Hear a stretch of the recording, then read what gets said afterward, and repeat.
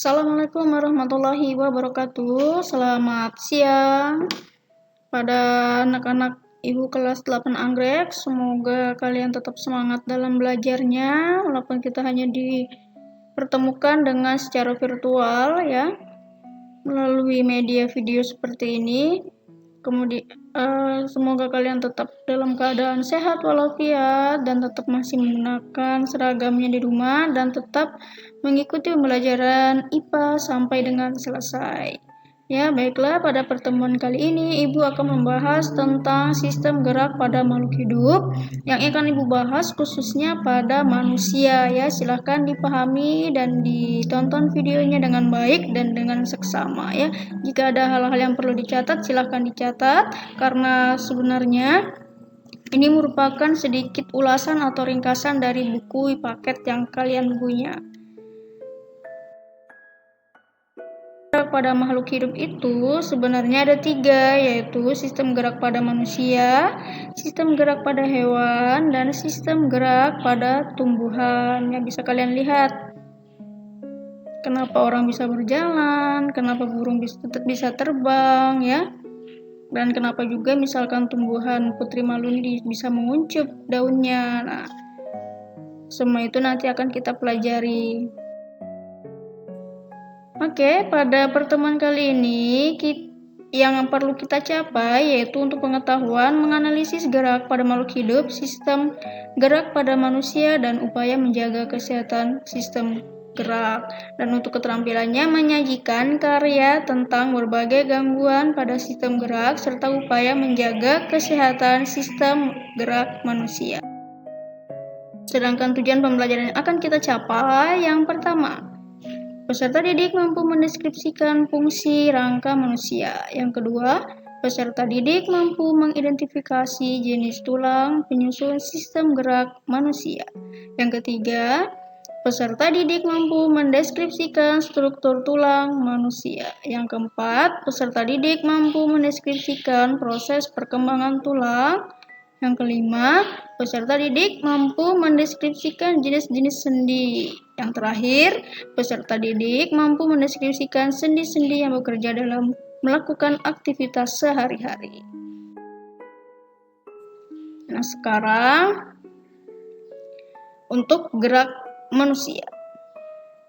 Kenapa sih manusia itu bisa bergerak, bisa jalan, kemudian bisa makan, bisa juga berbicara. Nah, semua itu diatur karena adanya sistem gerak. Bayangkan jika kita tidak memiliki sistem gerak, apa yang akan terjadi? Jika kita tidak memiliki tulang, jika kita tidak memiliki otot, jika kita tidak memiliki sendi, apa yang akan terjadi pada tubuh kita? Tubuh kita akan kaku, tidak bisa digerakkan sama sekali.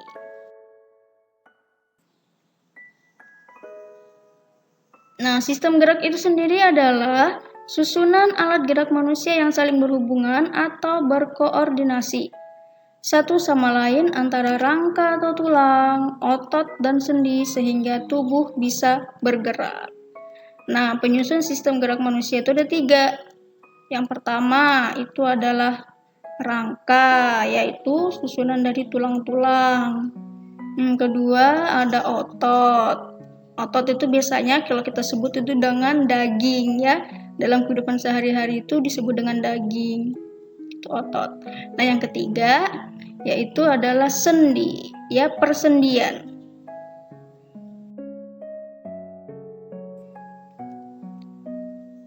Nah, sistem gerak itu pun ada yang merupakan alat gerak yang aktif, ada alat gerak yang pasif. Nah, alat gerak yang aktif itu contohnya adalah rangka manusia atau tulang manusia. Nah, alat gerak yang pasif itu otot. Kenapa? Karena otot tidak akan bisa bergerak jika tidak ada yang namanya sendi, tidak ada yang namanya tulang ya. Otot itu melekat pada tulang.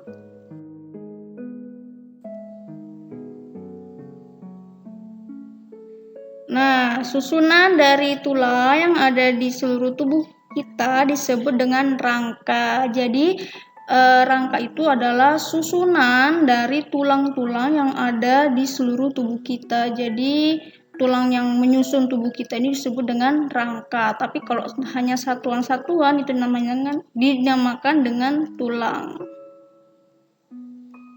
Fungsi rangka itu apa saja sih? Nah, fungsi rangka yang pertama, memberikan bentuk pada tubuh dan menopang tubuh. Yang kedua, melindungi organ dalam, misalkan tulang rusuk melindungi jantung dan paru-paru, tulang tengkorak melindungi otak. Nah, itu Ibu tunjukkan ya. Kemudian yang ketiga, fungsinya tempat menempelnya otot yang merupakan alat gerak aktif sehingga dapat menggerakkan tulang. Nah, tulang itu tidak akan bisa bergerak tanpa adanya otot dan sendi ya. Dia sebenarnya kaku.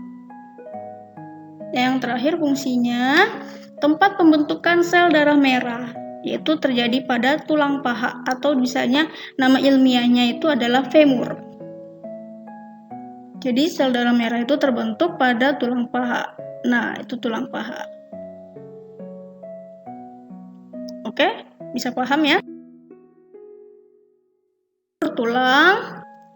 Struktur tulang itu bisa kalian lihat seperti gambar berikut. Nah, ada yang bertanya, kenapa tulang bisa keras, Bu? Bayangkan saja jika tulang kita lembek terus, lunak terus, apa yang akan terjadi? Nah, kita tidak akan bisa beraktivitas atau tidak akan bisa bergerak. Kita akan menjadi anak bayi terus ya, tidak bisa berjalan, tidak bisa berbicara, tidak bisa makan, ataupun melakukan aktivitas lainnya. Nah, sebenarnya apa sih yang membuat tulang kita bergerak? Nah, bisa dilihat di situ yang Ibu lingkarin merah itu adalah periosteum. Periosteum ini adalah lapisan terluar dari tulang. Kemudian di dalamnya ada endosteum.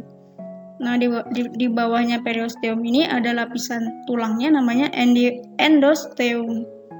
Kemudian di bagian tengahnya itu dinamakan rongga sumsum tulang. Nah, itu dalam rongga sumsum tulang itu berisi sumsum tulang dan kalsium. Kemudian ada pembuluh darah.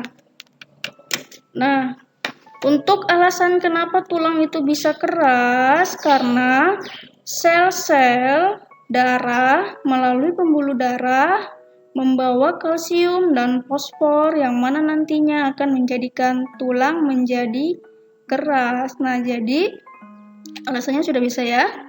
Sudah tahu ya alasannya kenapa tulang itu bisa keras, karena adanya pembuluh darah yang membawa kalsium dan fosfor ke seluruh bagian tulang.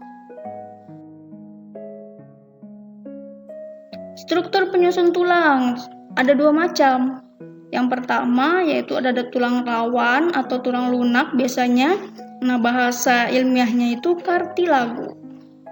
Tersusun atas sel kondrosit. Nah, tulang rawan ini bisa kita temukan di tulang hidung, tulang telinga, dan tulang rusuk. Nah, itu semua merupakan tulang rawan. Untuk tulang keras bisa disebut dengan osteon, karena tersusun dari sel osteosit yang bisa membuat tulang menjadi keras. Yaitu contohnya pada tulang rusuk, kemudian tulang tengkorak kepala, tulang belakang, tulang dada, tulang lengan, tulang kaki, ya, tulang bahu, tulang panggul. Nah, semua itu dinamakan tulang keras.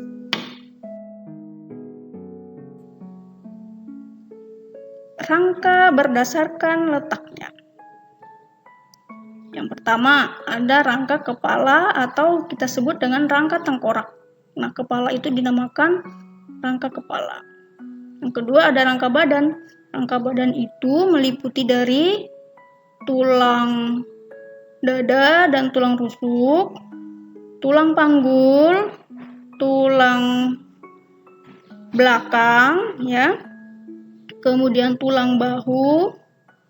Nah, itu adalah keempat dari rangka badan. Nah, yang terakhir yaitu ada rangka anggota gerak atas yang terdiri dari rangka lengan atas, kemudian rangka anggota gerak bawah itu tulang kaki, mulai dari panggul sampai dengan ujung kaki itu namanya gerak anggota bawah.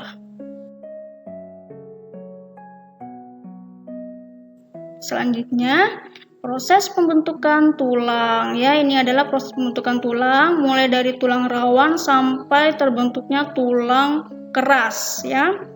Jadi pada anak bayi yang baru lahir itu mengapa tulangnya elastis, tubuhnya bisa ditekuk, kemudian dia masih lunak, tulang kepalanya masih lembek, ya, tulang tengkoraknya masih lembek. Nah, karena itu susunan dari tulang anak bayi itu tersusun dari tulang rawan.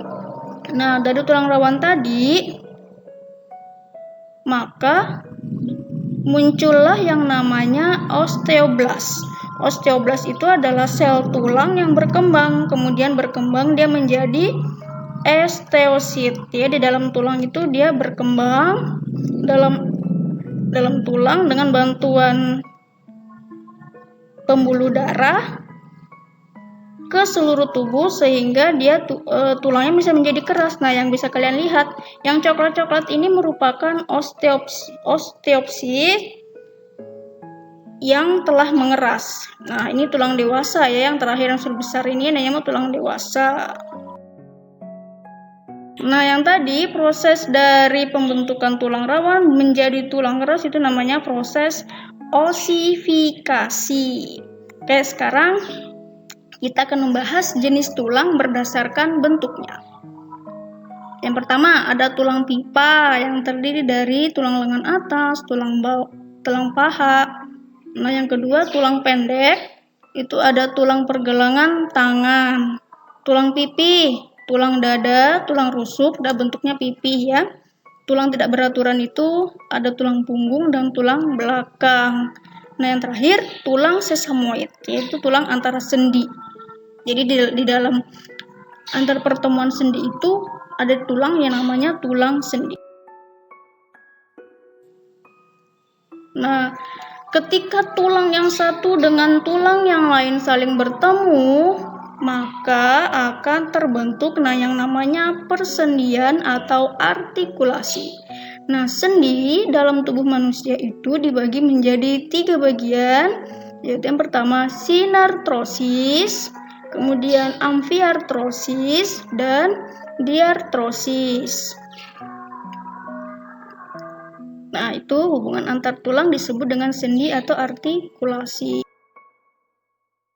Nah, sinartrosis itu seperti apa? Amfiartrosis itu seperti apa? Dan diartrosis itu seperti apa? Nah, baik, kita akan bahas, ya. Yang pertama dulu, sinartrosis. Sinartrosis itu merupakan sendi mati yang tidak bisa bergerak. Dia ada bagian persendian tetapi dia tidak bergerak. Itu terletak pada tulang tengkorak. Jadi tulang kepala itu sebenarnya ada persendian di antara tulang kepala itu. Nah, tetapi dia tidak bergerak. Ya, dia mati. Kemudian yang kedua ada amfiartrosis, yaitu sendi kaku, sendi yang memungkinkan terjadinya sedikit gerakan. Contohnya pada tulang dada dan tulang rusuk. Sedikit saja dia bisa bergerak, mungkin bisa gerakannya tuh bisa mengembung, bisa mengecil. Nah, itu dia menguncup atau mengembang. Nah, itu namanya dia sedikit gerakan. Yang terakhir diartrosis, itu sendi yang bebas digerakkan, jadi bisa dibebaskan kemana saja, diputar bisa, ditekuk bisa, ya. Nah, ini adalah contoh-contohnya dari sendi yang bebas digerakkan. Ada sendi peluru di bagian pangkal tulang paha, kemudian ada sendi gulung di pergelangan tangan, ada sendi geser di telapak kaki, ya. Ada sendi pelana yaitu di tulang ruas jari, kemudian sendi engsel, ya, di sikut, di bagian sikut lengan maupun di di lutut, nah itu terjadi sendi engsel. Yang terakhir ada sendi putar, sendi terletak di leher. Jadi kepala bisa diputar ya, itu karena adanya sendi putar. Terakhir otot. Jadi semua gerakan rangka tulang itu dikendalikan oleh otot yang bergerak. Cara kerja otot itu ada dinamakan otot relaksasi dan otot kontraksi. Nah, ada namanya otot bisep dan otot tricep. Otot bisep itu yang di bagian atas lengan ya. Sedangkan otot tricep itu yang di bawah. Nah, yang di uratnya di bawahnya lagi ini namanya tendon. Nah, dia kenapa bisa bisepnya kontraksi, kenapa bisa tricepnya relaksasi? Nah, contohnya gini. Kalau kalian mengangkat beban, kalian posisikan tubuh kalian atau lengan kalian seperti gambar ini, maka ototnya akan berkontraksi. Bisepnya akan berkontraksi, ya, lebih mengembang. Kemudian tricepnya pun akan lebih mengembang juga, mengecil di bawah ya. Nah, ketika lengannya diluruskan, nah bisepnya itu berelaksasi, dia lurus, tidak ada gembungnya, tidak ada ototnya ya. Kemudian tricepnya dia berkontraksi kebalikan ya. Nah, di dalam otot ini terdapat 3 jaringan otot. Yang pertama ada otot polos, kemudian jaringan otot lurik, dan ketiga jaringan otot jantung. Nah, jaringan otot polos ini terletak pada usus. Biasanya di selaput-selaput usus ini terdapat jaringan otot polos. Kalau jaringan otot lurik itu terdapat pada lengan ya, otot lengan. Yang menyusun otot lengan itu jaringan otot lurik. Kemudian yang terakhir jaringan otot jantung. Jaringan otot jantung ini sudah pasti ya terletak pada jantung karena namanya sudah otot jantung ya. Dilihat gambarnya terjadi perbedaan ya, lihat gambarnya, perbedaannya sangat spesifik antara ketiga jaringan otot ini. Kalau yang otot polos itu dia inti selnya di tengah ya, bentuknya seperti satuan seperti ini terpisah, sedangkan otot lurik ini bentuknya bergelondong, tersusun gelondong, kemudian inti selnya terdapat pada tepi-tepinya atau selaput-selaputnya ya. Nah, otot jantung pun dia bergelondong tapi dia terbuka, tidak rapat. Nah, inti selnya hanya terdapat di tepi tetapi tidak banyak, cuma sedikit. Spesifikasi dari perbedaan otot polos, lurik, dan jantung bisa dibaca ya. Nanti dibaca sendiri, dipahami sendiri bentuknya dari otot polos, lurik, jantung. Nah, ini adalah perbedaan dari ketiganya. Mulai dari bentuknya, jumlah inti selnya, letak inti selnya, sistem kerjanya bagaimana, reaksinya, gerakannya, dan letaknya. Oke, dari Ibu cukup sekian dan terima kasih. Mungkin pembelajaran ini bisa dilihat sampai besok pertemuan selanjutnya lagi. Saya akhiri. Assalamualaikum warahmatullahi wabarakatuh. Terima kasih. Selamat siang.